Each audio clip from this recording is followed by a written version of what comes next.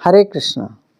आज समझेंगे घर में किन भगवान के विग्रह रखना चाहिए, कैसे उनकी सेवा करना चाहिए, हर प्रकार के चीज़ों का हम समझेंगे। घर में भगवान का अर्च विग्रह क्या रखना चाहिए? निश्चित रूप से रखना चाहिए। भगवान की भजन करना चाहिए, भगवान की सेवा करनी चाहिए। सेवा कैसे करोगे? भगवान की विग्रह नहीं होगा तो सेवा कैसे करेंगे? लेकिन सेवा करने की अधिकारी भी बनना पड़ेगा, लायक बनना पड़ेगा। किन की सेवा करें, आप कितने भक्ति में है, ये सब चीज़ों को समझना जरूरी है। क्योंकि भगवान के विग्रह रखना जैसे घर में कुत्ता बिल्ली रखना ऐसे कोई फैशन नहीं है। भगवान स्वयं तीनों भुवन के मालिक है, उनकी सेवा कर रहे, आप उनके नित्य सेवक है, आप उनके दास है। उनका कितना सावधानी से सेवा करना चाहिए।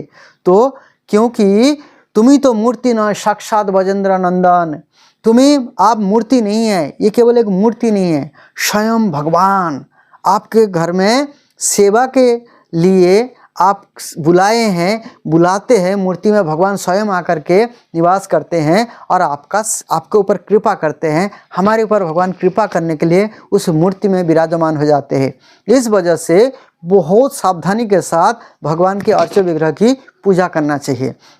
आप घर में जैसे शालिग्राम शिला रख सकते हैं और राधा कृष्ण रख सकते हैं, गौर निताई रख सकते हैं, भगवान नरसिंह देव रख सकते हैं, गोवर्धन शिला रख सकते हैं।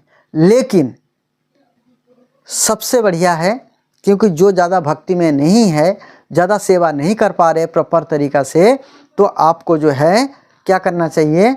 गौर निताई रखना चाहिए। गौर निताई जो है स्वयं चैतन्य महाप्रभु और नित्यानंद प्रभु, ये भगवान भी है और भक्त भी है। क्योंकि भक्त जो है दयालु होते हैं, ज़्यादा भगवान से भी ज़्यादा दयालु होते हैं। कभी कोई अपराध होता भी है तो भगवान नहीं लेते हैं, अपराध नहीं लेते।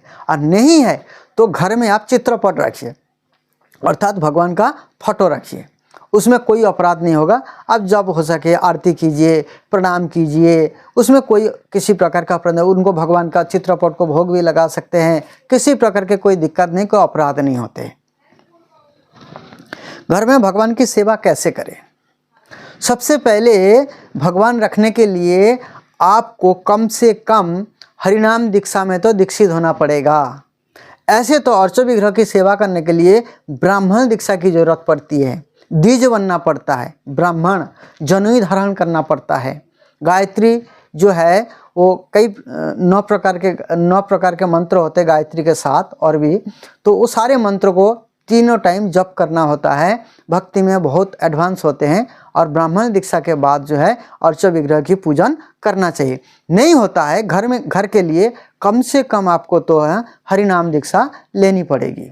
हरिनाम के बिना तो आपको अर्च विग्रह की पूजन नहीं करनी चाहिए। हरिनाम दीक्षा में क्या होती है आपको बताया है। 16 माला का जप करना चाहिए, गुरु धारण करना चाहिए, 4 नियमों को फॉलो करना चाहिए, एकादशी व्रत रखनी चाहिए, एकादशी के दिन 25 माला करनी चाहिए। इतना तो कम से कम काम करना चाहिए।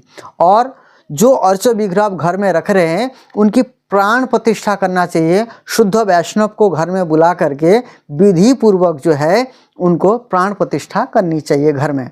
घर में प्राण प्रतिष्ठा करें और हवन वगैरह कराएं। शुद्धिकरण के लिए बहुत सारे नियम है, ब्रह्म संहिता का पाठ वगैरह करना, फिर घर में जो है नित्य प्रतिदिन उनको अभिषेक करना। भगवान का अभिषेक के लिए दूध, दही, घी, शहद, गंगा जल, पंचामृत बोलते हैं, इनसे डेली स्नान कराना चाहिए। डेली उनको अलग अलग कपड़ा पहनाना चाहिए और उनकी आरती प्रपार करनी चाहिए। कम से कम 3 बार तो भोग लगाना ही चाहिए, कम से कम। ऐसे तो 8 बार भगवान का भोग लगता है, घर में कम से कम 3 बार तो भोग लगाने ही चाहिए। और सुबह शाम तो आरती करनी ही चाहिए भगवान की, कम से कम। उन आरती के लिए सबसे पहले 3 अगरबत्ती से पहले आरती करें, फिर दीपक से करें, फिर जो है पानी से करें, पानी के बाद फिर रुमाल से करें, रुमाल के बाद फिर फूल से करें, फिर मोर पंखा, चामर वगैरह ये सारी चीज़ों से आरती करें, शंख बजाएं। तो इस प्रकार के आरती करने की डेली का विधान है। कम से कम ये आरती तो जरूर करें। इसके बाद भोग लगाना, कम से कम 3 बार भोग लगाएं। कुछ भी घर में आता है सबसे पहले ठाकुर जी को भोग लगे, फिर सब लोग घर में प्रसाद पाएं। इस प्रकार से घर में सेवा होनी चाहिए। और कम से कम 16 माला का तो जप करनी चाहिए। चैतन्य महाप्रभु कहते हैं जो लाखपति नहीं है मैं उनके घर में नहीं जाता हूँ, खाना नहीं खाता हूँ। लाखपति का मतलब होता है 64 माला का जप करना।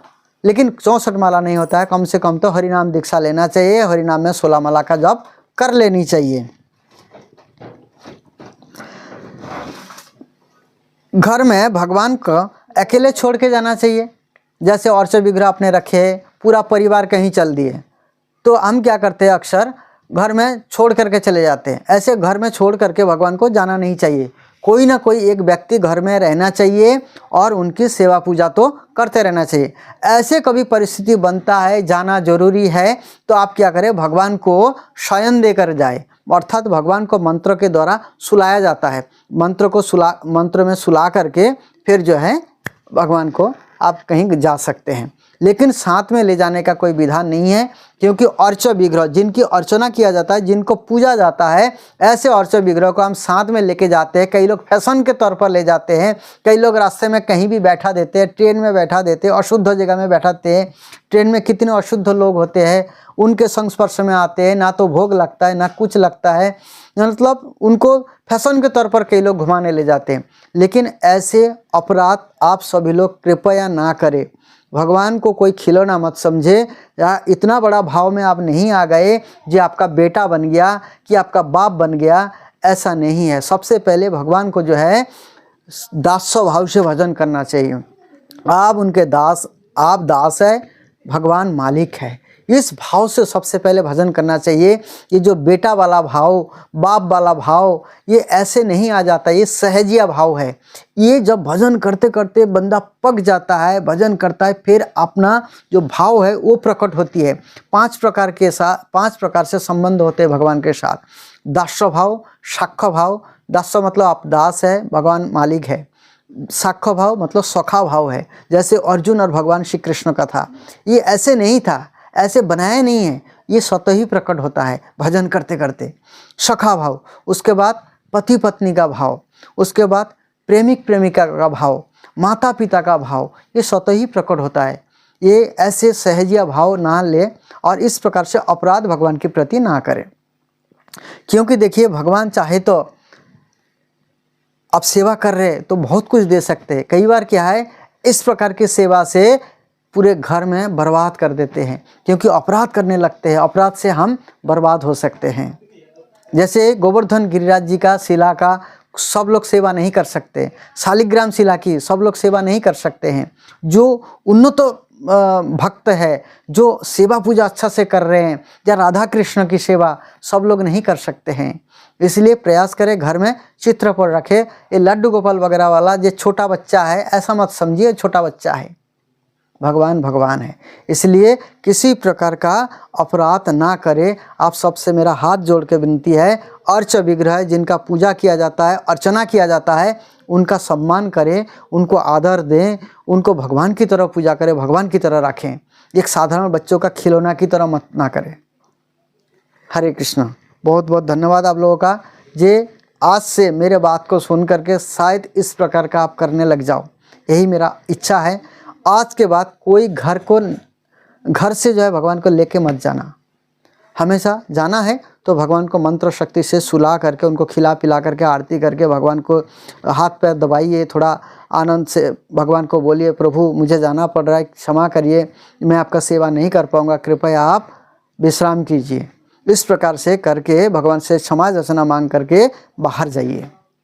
और जब भी कोई बाहर जाते हैं, घर में अर्च विग्रह है, उनसे अनुमति लेकर जाइए। वो भी आपके घर के सदस्य हैं, अनुमति उनसे लेकर के जाइए। और जब भी आप घर से वापस आएंगे, उनसे पहले मिलिए आकर के, फिर बाद में परिवार वालों से मिलिए, क्योंकि वो हमारी आने का इंतज़ार कर रहे होते। जैसे एक आपका बच्चा है, आप घर में जब पापा चले जाते हैं तो आने की इंतज़ार में बैठते हैं, पत्नी घर में इंतज़ार में बैठते हैं, माँ घर में इंतज़ार के लिए बैठते हैं, ये मेरा बेटा आने वाला है, इस टाइम हो गया।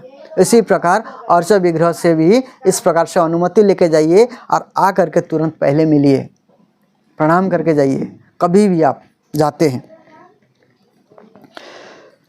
अशुद्ध अवस्था में भगवान का पूजा कैसे करें? जैसे क्या है स्त्रियों में 3 दिन का 4 दिन का अशुद्धता रहती है, उसमें तो बिल्कुल भी भगवान को टच नहीं करे। कोई दूसरा सदस्य है परिवार का वो सेवा करें। जहाँ कई बार क्या है घर में कोई मरण हो जाता है, मर जाते कोई, या किसी का जन्म होता है, उस समय भी भगवान का पूजा नहीं करनी चाहिए। किसी और वैष्णव को बुला करके भगवान को सुला देना चाहिए, शयन करा देना चाहिए। या तो कोई ऐसे लायक व्यक्ति हो जो हमारे गोत्रों से नहीं है, परिवार से नहीं है, वो आकर के सेवा करके जाए तो कर सकता है, लेकिन आप इस प्रकार से अशुद्ध अवस्था में पूजा ना करें। भगवान का प्राण प्रतिष्ठा कैसे करें? देखिए, भगवान का प्राण प्रतिष्ठा के लिए किसी शुद्ध वैष्णव को घर में बुलाइए जिनको प्राण प्रतिष्ठा करना आता है। उसमें बहुत सारे विधि होते हैं। पहले पंचक गोबर से उनको स्नान कराया जाता है, गोबर गोमूत्र वगैरह से उनको स्नान कराया जाता है, शुद्ध किया जाता है। फिर उनको जो है साफ करके फिर आह्वान किया जाता है, हवन किया जाता है। उसके बाद जो है अभिषेक किया जाता है, फिर कपड़ा वगैरह पहनाया जाता है। फिर भगवान जो विग्रह में उपस्थित होते हैं, फिर जो है उनको अभिषेक के बाद फिर आरती वगैरह किया जाता है, भोग लगाया जाता है भगवान को। इस प्रकार से जो है वो भगवान की सेवा किया जाता है। भगवान के विग्रह से क्या रिश्ता रखें? देखिए, भगवान के विग्रह से जब तक आप इतना बड़ा भक्त नहीं बन जाते, इतना भाव नहीं आ जाता है आपके अंदर, आप इतना भजन नहीं कर लेते, तब तक आपको जो है दास्य भाव रखना चाहिए। ये भगवान हमारे मालिक है, हम उनका सेवक है, तुच्छ सेवक है। वैष्णव तो शिव जी है, वैष्णव तो हनुमान जी है, वैष्णव तो वैष्णवी माता है। तो ऐसे बड़े बड़े वैष्णव है। वैष्णव जो है अपने आप को कभी वैष्णव नहीं समझते, अपने आप को बहुत तुच्छ समझते हैं। इसलिए आप बड़े वैष्णव बनने का प्रयास ना करें, भूल ना करें। इसलिए वैष्णव भगवान की अपराध ना करे और भगवान के अर्च विग्रह को भगवान की तरह मान करके सेवा करे उनकी। भगवान का जैसे कई लोग क्या है, भगवान का कपड़ा नहीं बदलते, साल में कभी जन्माष्टमी आएगा कपड़ा बदलते, ये बड़ा अपराध है, ये तो छचड़ापना है। ये कम से कम भगवान रखे तो उनके लिए तो कम से कम कपड़ा लाइए, उनको तो ठीक से कपड़ा पहनाइए। कम से कम हम डेली 3-3 4-4 ड्रेस बदलते हैं हाँ घर में, लेकिन भगवान के लिए साल में एक बार। तो उनको भगवान को डेली जो है दूसरा कपड़ा पहनाते रहना चाहिए। क्या सारे मंदिरों में भगवान होते हैं? ऐसे गली कूचे में सब जगह पे मंदिर खुला हुआ है, क्या सारे मंदिर में भगवान होते हैं? सारे मंदिर में भगवान नहीं होते। भगवान वहाँ रहते हैं जहाँ पर भगवान के भक्तों से प्रेम होते हैं। जहाँ भक्त और भगवान का प्रेम होते हैं, भगवान उसी मंदिर में रहते हैं। एक खिलौना की तरह मंदिर में बंद कर देते हैं भगवान को, कभी साल में एक बार खुलेंगे, या एक बार थोड़ा सा अगरबत्ती दिखा करके पूरा बंद कर दिए, ये सब नहीं है। भगवान के मुंह में भोग लगाने के लिए लड्डू ठूस दिए, ये सब नहीं होना चाहिए। प्रॉपर सेवा होना चाहिए। इसलिए आप सेवा सीखने के लिए आपको सेवा भगवान की कैसे करनी है, हरे कृष्ण वालों के मंदिर में आना चाहिए, भगवान की आरती देखनी चाहिए, पूजा देखनी चाहिए, कितना भव्य तरीक़ा से हमारे मंदिरों में सेवा होती है भगवान की। तो इस प्रकार से सेवा को सीखें और जाने समझे, और तब जाकर के भगवान की सेवा करें। घर में अर्च विग्रह रखें, नहीं तो अपराध ना करें, चित्रपट रखिए और भगवान की सेवा करिए, कोई दिक्कत नहीं है। हरे कृष्णा। बहुत बहुत धन्यवाद।